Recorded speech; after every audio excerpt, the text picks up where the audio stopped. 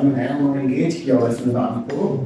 آپ کا سرمایہ دار، آپ کا جاگیردار، آپ کا زردار جو ہے اس نے پورے نظام پر بیٹھا ہوا ہے، اپنی دسترس پہ رکھا ہوا ہے. جب تک آپ اس کو انگیج نہیں کرتے ہیں سسٹم جو ہے وہ تبدیل نہیں ہو سکتی. تو اس وجہ سے نظام کی تبدیلی جو ہے وہ ضروری ہے اگر آپ پاکستان کی ترقی چاہتے ہیں. اور پاکستان میں صدارتی نظام بہت ضروری ہے. خیر یہ تو پولیٹیکل میں چلتے رہیں گے. آج کی محفل چونکہ ہمارے جانے جان جو ہیں ارشد نسیم بٹ صاحب، یہ وہ پرسنالٹی ہیں کہ میں ان کی جتنی تعریف کروں کام میں کسی تعریف کے محتاج نہیں ہیں.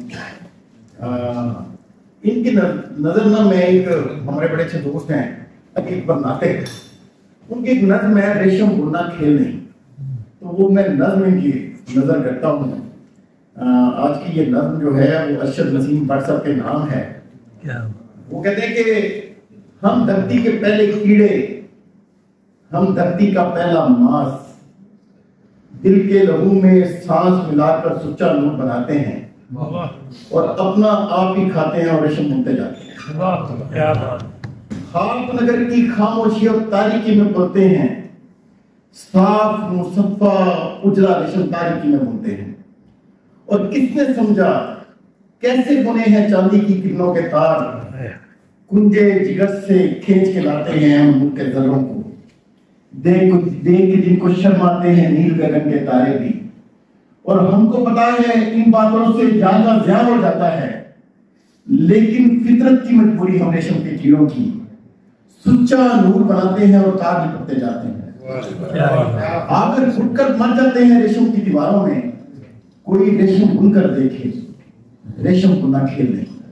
تو میں ارشد نسیم بٹ صاحب کو یہ تحسین ہے ان کے لیے، یہ خراج تحسین ہے کہ یہ کنجے جگر سے کھینچ کے لا رہے ہیں ملک کے ذروں کو، اور یہ دنیا میں نام پاکستان کا نام روشن کر رہے ہیں. یہ ان کی جتنی قدور پرسنالٹی ہیں، جتنے یہ بلکہ ان سے اتنا ہی بڑا یہ کام کر رہے ہیں پوری دنیا میں، اور پاکستان کا نام جو ہے وہ روشن کر رہے ہیں. ایسے لوگوں کی پاکستان کو ضرورت ہے. اور یقیناً یہ نظام انہی لوگوں کی وجہ سے چل رہا ہے. اللہ تعالیٰ ان کو بہت برکتیں دے، ان پہ بہت رحمتیں کرے. ہم یہاں پہ بھی ہمیشہ ان سے محبت والے رہے ہیں، اور جب یہ باہر جائیں گے تو پھر بھی ہماری دعائیں ہمیشہ ان کے ساتھ رہیں گے. اللہ تعالیٰ ان کو پیچھے سے کام کا حافظہ عطا فرمائے اور بے پناہ ترقی عطا کریں. ان کی کافی پاکستان کے لیے بے پناہ ہیں. تو آج کے لیے ارشد نسیم بٹ زندہ باد اور پاکستان زندہ باد. ابھی انہوں نے یہ بات کی نا کہ ویزے کے لیے لوگ ان سے اپروچ کرتے رہے، یہ کرتے رہے. اگر بٹ صاحب ویزے کے چکر چ پی جائیں نا تو آج اس پوزیشن دینا ہوتا ہے. بٹ صاحب آپ ماشاءاللہ سڈنی میں کام کر رہے ہیں، اور اگر آپ یہ سمجھتے ہیں کہ پرتھ ایک شہر ہے آسٹریلیا کا، وہاں بھی اگر آپ چاہیں تو انشاءاللہ آپ کے ساتھ کوآرڈینیشن میں کروا سکتا ہوں. کیونکہ میری جو خالہ ہیں دلدار صاحب کی جو سسٹر ہیں وہ 40 سال سے پرتھ میں ہیں، اور وہ خود سوشل ورکر ہیں. تو وہ بھی یہ سارا معاملہ وہاں کرتے ہیں. آپ نے جانا کہ جاننے کے لیے آسٹریلیا جا رہے ہیں، اور آپ کو خود ہی اپنی زبانی بتائیں گے کہ آسٹریلیا کس سر آپ آسٹریلیا جا رہے ہیں، اس حوالے سے